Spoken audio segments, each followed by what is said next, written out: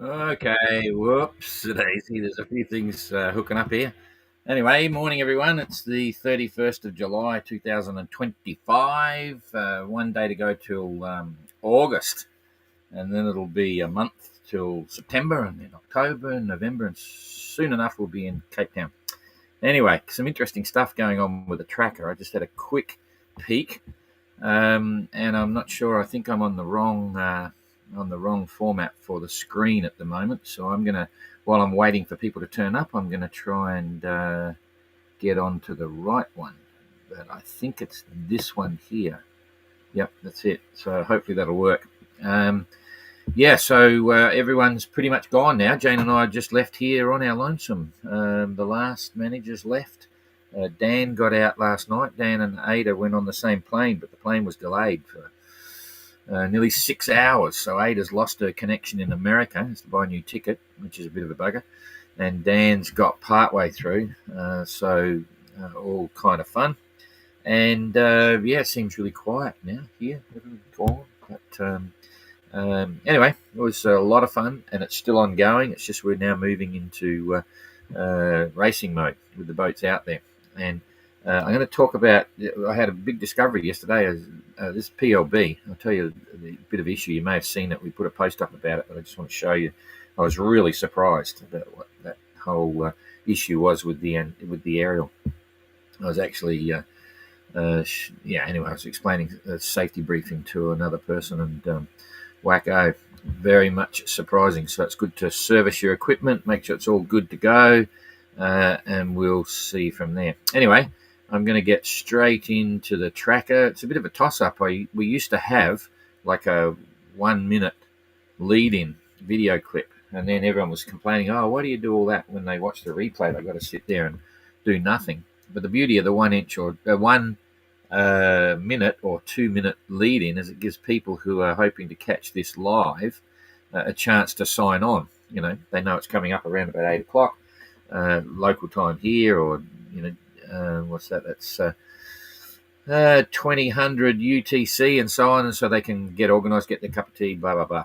Anyway, and if you're watching the replay, you just fast forward it until you see me pop up, and then you go. But we may revert to that just to give people a chance. I think I was a minute or so late this morning. Had a lot going on. Okay, straight into the tracker, and what's missing from this story? You're on the tracker. I'm on the tracker. See anything strange about this picture? Got to come right down here to see Christian. I've got no idea what he's up to now. He's sailing away from the mark. So this could be a repeat of Gary coming out of Panama, but let's hope not. So the weather's, as you probably saw yesterday, the weather's filled in from the southwest first. It was coming out over here. It was on the beam for most of them. After that calm patch, and then it slowly swung around to the south, and now it's established as a trade wind, more or less, heading in a southeasterly direction. And they might get lucky here because there is the wind shadow from the main islands of Vanuatu, but there is also a band of breeze going exactly where they want to go. But nonetheless, Kerry is still heading out on his own. He figures it might be a good idea to go north. So he's still holding that high position, and let's see if it pays off. But you can see what's wrong with this picture. Ooh, basic fundamental. Is that current? Yes, it's current. This is the rum line. That's sort of where they're going. It never really pays usually to get, sailing away from the rum line unless you've got a really good reason. So we'll have a look at that. Maybe Kerry has, because that's where you want to go. And now his course is just sailing away from the course, And Christian is even worse. He's now coming out here, way down. So absolutely losing time. And the split, hang on a sec. The split between the fleet, surprising enough, is, let's see, between Kerry, probably 130 miles or 40. Let's see, 200. There you go. So we're already 200 miles apart. And just to accentuate this fact, distance to the finish for Argo, is 8,967. So near enough. 8967. and distance to the finish for Kerry is 8.9. No, it's only 8.9. I think it's only 50 miles behind Kerry, but distance to the finish for Renaud is 8, nearly 90 miles or something in front of Christian. So yeah, it pays to sort of stick there. But let's see how it goes. So starting off from the back of the fleet now. Boy, I've got to keep up here. I've got a thing on my screen. Get rid of that. So Christian's making 4.3 knots in absolutely lighter weather down south, and he did a 110-mile day, so that's not too bad. Still plodding along. And Captain Coconut's going through the middle.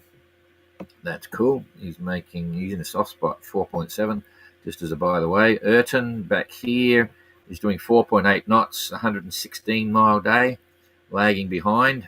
And Gary is doing 4.7, 119 compared to Ayrton's 116, so they're all sailing pretty much on a par. Jasmine, I need to pick this up so we can see it a bit better now.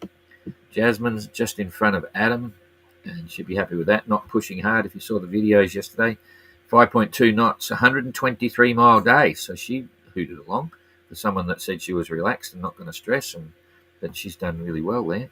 Pushed ahead of Gary. Eric, 128-mile day. That's good. 5.2 knots. So everyone's getting into the swing of the trades. Adam War, I'm getting confused. I think I was talking about Adam when I meant to be talking about Gary. 5.3 knots and 125-mile day. Making good time. Had a good spurt during the night. Jacob, 122, not quite as good. 5.7 at the moment. Josh, getting up there with Peeler. That's a turnaround. So 5.4 and 129-mile day. Is Josh putting the pressure on now? Does he want to try and hang on to Peeler? It's exactly what he's doing. So that's cool. Peeler is doing 5.6 and did a 131-mile day. Jeepers, they're climbing up. 129. And let's just see. 8,928. 8,927. So he's 9 miles, about 9 miles behind Peeler. Not bad when you consider it's a few days. So Josh has put the pedal on, and maybe Peeler's not getting quite at the speed that she's after. But I've got to say, if you just look at the overall picture here compared to where Josh was on leg 2 and even leg 1, he's certainly he's changed something. He's certainly, pushing through there. So that's good to see. And can I get Kerry up? Nope, I can't get them both on the same one. Get out of here. So I hit that back one here. Okay, so Kerry is on 5.9, and he's got, we said this before, 8.911. Dan has got 8.878. So to 9, that's 13. So he's 24 miles behind. So Kerry is 24 miles behind Daniel. Okay, Holiday Dan. And, he's still done pretty well. Hang on a sec. I can't quite see it here. Dan doing 6.1 and 138-mile day. That's cool. What's Renaud doing? 139-mile day. So that's pretty cool. Doing 6.3. So he's definitely on the move now. So that's all interesting, and it's pretty self-explanatory once again. The fastest, the best daily runs are the guys in the front, and they probably had similar weather. So Renaud is definitely trying to psych out Dan. Can Dan hang on? We'll have to wait and see. So what's the wet? Let's look at the currents first, just to see if these daily runs are being a little bit distorted, maybe a little bit. You can see there is a current squeeze coming through, hitting the islands, bouncing around. I'll build that up so you can see it better if you're on your phone. So there is a current, and that's probably about half a knot, which is 12 miles a day. And that might explain what's going on with the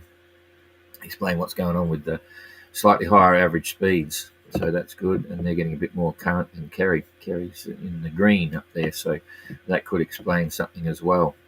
Anyway, coming back, how's that reacting? Christian's getting no current at all. It's not helping his cause. And there's a bit coming up. There's some actually quite solid streams in other parts later on, but we'll worry about that then. So for now, we'll come back. They're all in blue sky, but I'll just show you here. Oh, always the way.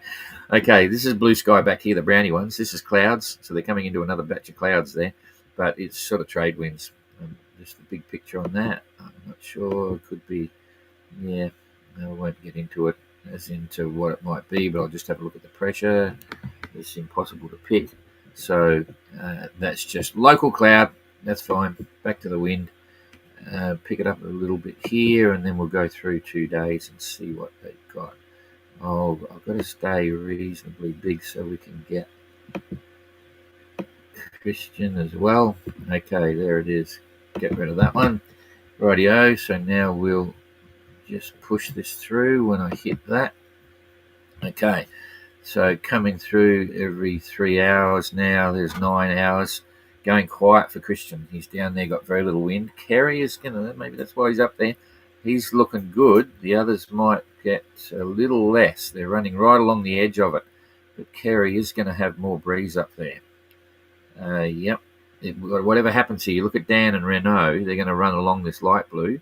Kerry's definitely got a bit more breeze over the top there. And that's partially because of the wind shadow. It might be hard to detect, but you can see you can't see my cursor. But if you look at the island group, anything south is less wind, but the island group of Vanuatu is actually causing that wind shadow we talked about, the lighter blue, directly in line. And Renault and Dan are running right along the edge of it, and everyone else will too. But Kerry's a little bit better off up in the thick of it, higher north. So how long is it going to make a difference? It's borderline. It really is borderline. This Kerry's going to head running right on the edge. They'll be right there on day 2. This is coming into day 2 here. They've got breeze again, so you might get a 12-hour advantage, but that's about it. And then it just rolls over into everything. Good breezes. A bit soft, not fast speeds. And then when you get to there, you might have seen that the northern side has got a bit of a light blue patch. So anyway, reasonable sailing, trade wind stuff for the next couple of days, and Christian's not going to pick up much in the next few days, and then he's got to climb back up to the thingo. But if it's an oblique angle here or very slow, gentle up to the top, he might only be losing 50, 60 miles at the moment. That's about all I can tell you. So I'll just have a squeak at the leaderboard, see if everything's working. Yeah, it looks pretty reasonable, but there's not a lot of information you can glean from that at the moment. They've got a long way to go, so you can see who's where. Saying Renaud, Daniel, Kerry, Pila, Josh, Jacob, Eric, Jasmine, and so on. And that's pretty obvious from what you're seeing on the course. Okay, so we're done with that. If I now come back here and I hit that and get rid of the messages from the thingo. Okay, so just quickly, this is the Rescue Me PLB 1, and it has an aerial that you pull out off the side. So if you want to operate it, this is the first time I've done it since I siliconed it. Oh, jeepers, it's still... Okay, you operate it and see what's happening. It's even very jerky because it's got some corrosion on it now. And I'm wondering on this. Well, in fact, I'll go back to the story. I was actually showing another person a briefing on safety issues and so on, and explained that when you want to test the unit, you open the little door there. You've got 2 buttons. The red one is the activation button, and the other one is the test button. You can hit that usually within 3 minutes after the hour. So if it has a false alert or it's not working, MRCCs will immediately be suspicious because they recommend that any testing you do is 3 minutes after the hour in case of false alarm. And these, not this particular model, but some PLBs will have false alarms occasionally. It's a bit of a nightmare. And then usually that's about it. Sometimes you just jiggle the aerial, but to my great surprise, when I went to pull this aerial out, it would not come out. Okay, it simply would not come out. It was corroded in. Now, I in the past we owned 15 or so PLBs, and we supplied a lot of PLBs to the crew on our other boat. We've got a Swan 57 called Explorer, which we entered in the Ocean Globe Race last time, and we lend units out. Popeye's got one of my PLBs, and our PABs, the AS. Sometimes I just lend people stuff, satellite phones, blah blah blah, just to help them.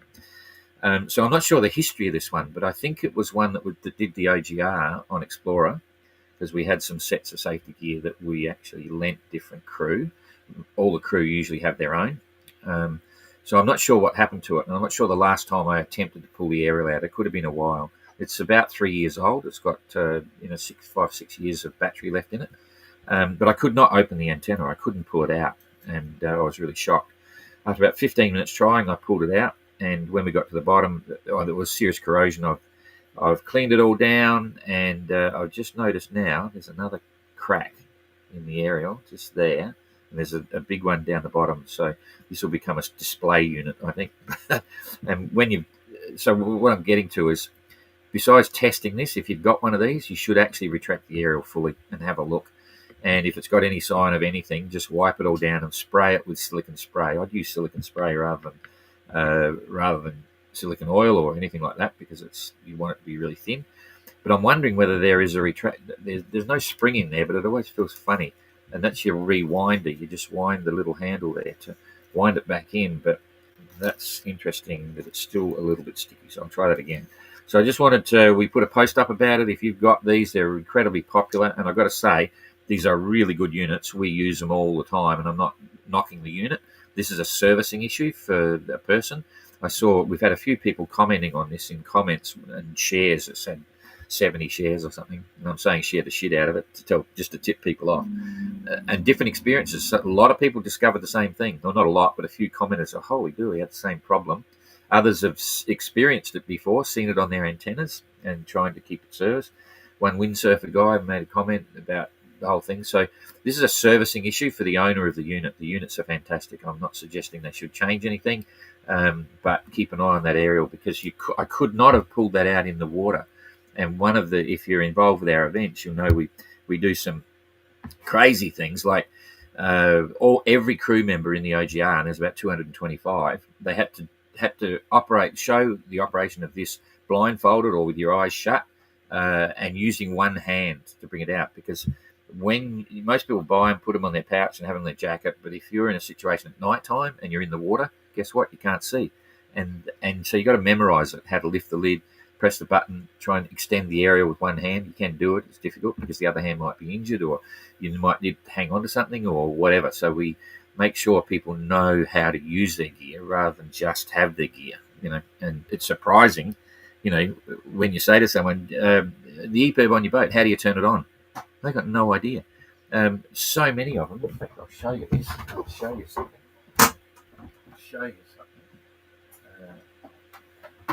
We use all their EPIRBs as well. I have a couple on board here. That's the EPIRB. So many people, and I'm not telling you to suck eggs, but this will surprise a lot of people. I say, what are you going to do when you activate it? They don't know, they forget, or they haven't been shown that you put it in the water and float it when tied on. And they say, well, what are we tied onto? I say, are you kidding me? Because in here, surprise, surprise, there's a whole stream of cord. And so many people have got these EPIRBs and they don't even know the cord is in there. So when you get in, you just pull it out. I mean, everyone usually does, but boy. So whatever safety gear you got, have a good look at it and have a good play. So enough of that. Okay, I've got a couple of updates here from some of the from Eric about Thingo. Where are we? Brenda sent me some good videos. Just a reminder, Jane is putting, if there's enough videos there, Jane will do the daily or every other day video compilation. So the videos that the crew are putting out, the teams are putting out, we put them in one and get them up so you can see them all in one spot. And Eric's still having a good time. Sun Bear, good weather. He's heading for Thursday Island. A few of them done that. They've already decided they're going to Thursday Island, and they're doing their biosecurity updates and clearances now while they're at sea. Australia is really strict on that. I think I mentioned it yesterday. So, and we're just sending another reminder out that everyone can sort out their biosecurity before they arrive. So, but anyway, he's making good speed, doing all that. Everyone's pretty happy out there right now because it is really good sailing. Okay, so what do we got here? G'day, John. Graham, Wraith, great day, exciting tsunami. We didn't, we got the alert pretty quick. In fact, we had people telling us straight away and then we checked it out, and it was really nothing here in Fiji, because we're behind the island. The bits and pieces, I haven't caught up with the news this morning on that, but I hope everyone's okay. For those that don't know, we got wiped out in a huge tsunami, massive. We used to live on an island in Tonga called Namuka, and there was a huge explosion 2 years ago, a volcanic explosion in Tonga, and we were, our island was where we were living was the closest to any island to the volcano and the explosion. A couple of days after the explosion, a huge tsunami came through and wiped out the entire island. We lost everything, washed into the sea, which was unfortunate. There was nothing to go back and clean up. It was amazing. So, we had grand visions of what could have been done there, but we love Tonga, and the Tongan people are really great, and it was a sad story for many. So, anyway. Okay, g'day, Rachel. And need to thank Skipper Fantastic Racing, sure is. Morning, Isle, John. Tsunami? No tsunami here at all. In fact, you got it. It's a wave, and we're in the bottom corner of the island, and usually the wave will be coming from Russia, and so if there was anything, and I think they were projecting here less than a foot, so you wouldn't even notice it. So we would have been asleep, so we weren't too concerned. But as I say, I haven't heard the news from the rest of the world, so.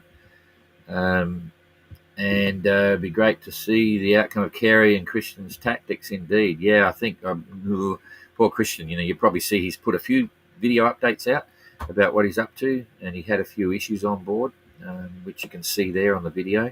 But he's a long way south, and it's not a fast position in my opinion. But he's that's where he's at, and he's trying his best.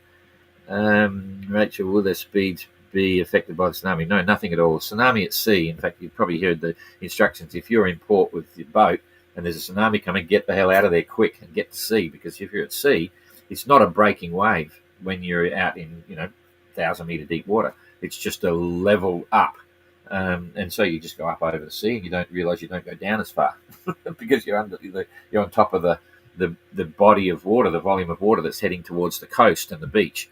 And so when it comes to the coast, and it's just a huge surf-breaking wave. It's a big wave. And if you're in a pocket in a bay, it's a nightmare, because the volume of water comes down and it compresses and squeezes and goes up the thing, and it gets. You've probably seen all the stuff in Japan when they got hammered that time. So, but at sea in your boat, it's not a problem. So the speeds aren't affected. There will be some more currents in places, but it's usually only a shallow area. Did you watch any of the Fastnet? Yeah, we got some friends doing the Fastnet. The OGR boats. Tapio is out there in I nearly said Asteria, in Galiana. We're about to launch a film on Tapio. He lost his boat in the GGR, in the Golden Globe in 22. It mysteriously sank all of a sudden. We had a bit of excitement for 24 hours. Kirsten went and sort of picked him up, and then they transferred him to a ship.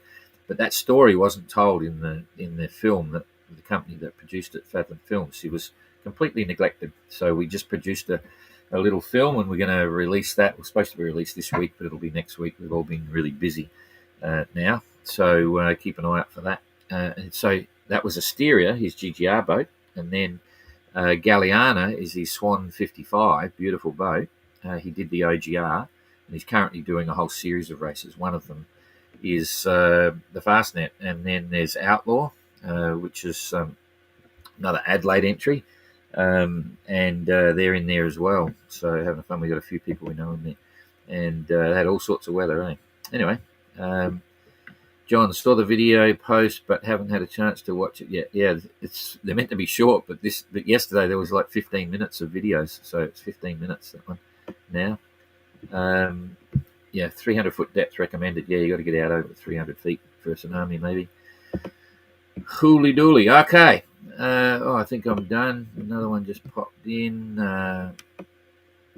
When will the Fathom film big screen going to release? Well, it sort of already has, but Fathom was a Canadian company that we worked with, and they've released it on Canadian television. Now they're trying to sell it internationally, and it was meant to be the official film, but we don't endorse it now. It's a great film. Don't get me wrong. It's a great film, but when you're telling the story of a round the world yacht race, and there is a major entrant who is well known around the world, he's completely disappeared. He's hidden. He's not an entrant in the race. He doesn't get any mention anywhere. And when his boat sinks, and the winner of the race, Kirsten, puts on a rescue and goes and rescue him, and she wins the race, and they don't even mention it. It was very disappointing, to say the least. So we're not endorsing it as the official film because it's not the real story. It's just a character thing, and it's really good. If you get the chance to see it, go see it. You'll enjoy it, and all the other key players are there, and it's very interesting. But even Guy Debord, who lost his boat in Lanzarote, put it up on the bricks when he fell asleep and wrecked the boat. They have two versions of the film. They have a 45-minute version and they have a 90-minute version. In the 45-minute version, I think it's 90 minutes, he didn't get a mention either. The wrecking of the boat, two boats, one sunk, big rescue by the winner, doesn't exist. Tapio's not even there. Guy Debord, up on the bricks, loses a boat, he's not there. It's just, they're not the things that you cut out for whatever reason or don't talk about. So it was a strange situation. Anyway, nice bunch of people in the company, but they completely stuffed it up. And so we don't endorse it as official film. So it's not released on YouTube or anything. They're trying to sell it internationally. I hope they do. And that's a common situation. It costs a lot of money. I think they had $1 million budget or something. Huge money. But it's until they sell it, it goes there. And we're in a similar situation. I'm digressing here, so you can go get a cup of coffee. When we produced the film of the Golden Globe race 2018 edition, which was the first one, that was self-produced. I produced it. Jesse Martin directed it. And he's a mate of ours, solo sailor around the world, Jesse and Jessica and so on. We're all in the same team. Anyway, and Jesse did a great job with the film. It's an amazing film, but we haven't been able to sell it. So it was produced in September. We released it in September of, jeepers, I forget. It took a couple of years to make. It cost a couple $100,000. And we still haven't been able to sell it. So effectively I'm making it, and you can hire it or buy it now. It costs you about €11 or something to buy a copy. You can get it through the GGR website. And we've sold a few videos, blah, blah, blah. But if it's not sold to someone to put on television or something like that later on, we may release that on YouTube anyway, and just let it go. Just give it up. It's a good chance to get history, but it would have been nice to get some payback on our investment, but it didn't work. But a nice film. Jesse did an amazing job, and all the entrants did a pretty good job as well. So with their footage, although that's funny, and it's happening now. This is a classic turnaround. We're not getting the footage from the entrants in the MGR. We are, but we're not. And you might not realise it, but there's a lot of talking going on. Fortunately, some of them, when they're talking, they show in the cockpit with the sea that's going around, but I've never seen anyone film themselves putting in a reef, even working a winch to sheet the sails, pulling up a spinnaker. Occasionally we get, Renault's showed some cooking and some others have showed some bits and things, but it's all just standing there talking about it rather than showing us. And I keep saying to the entrants, hey, listen, when you get the races all over and done, you can talk about it forever and a day and people are amazed, right? But if you can show them what you've done, they're shocked, right? That's the key to it. If you watch the successful YouTube channels, with everyone doing it, it's classic voyeurism where you're watching their life and they show you everything that's going on. They just don't sit there and talk all the time. So don't get me wrong, all the entrants are doing great. They've got a lot on their mind. They're managing their boats and they're, doing this, that, and the other. But it'd be, for a future, I keep suggesting, say, hey guys, stick the camera on it somewhere and just hold it there and just do what you do and just film the action sort of thing, and it'd be quite fun. So and that happened in 2018 in the GGR. There was a distinct shortage of onboard footage. In 2022 we drilled it into them and we got the footage, and Fathom made the film, and it's quite cool. So anyway, but yeah, we're happy with what we're getting from the entrants. We're getting good updates and all that sort of stuff. But it'd be fun to see what they're doing rather than just talk about it. So it's not criticism. Hang on, I'm losing track of getting more comments here. Hey, Don, what's the timeline for Janice getting in touch after we bought the plans? Oh, that varies. Depends what Janice is up to, but usually it's a few weeks. It's usually a few weeks. So, and for those that are watching, when you buy a set of plans, if you're overseas, you get the electronic plans. You don't get all the paper bits and pieces. But if you're in Europe, generally, Yanis, the designer, he will send a paper file of bits and pieces as well with your license to build one boat and all that sorts of things. So, because with the design, we sell the plans, but Yanis owns the design. So the virtually most of the money goes to Yanis, and he's very happy, and it's very exciting for all of us. He's done a great job with the boat.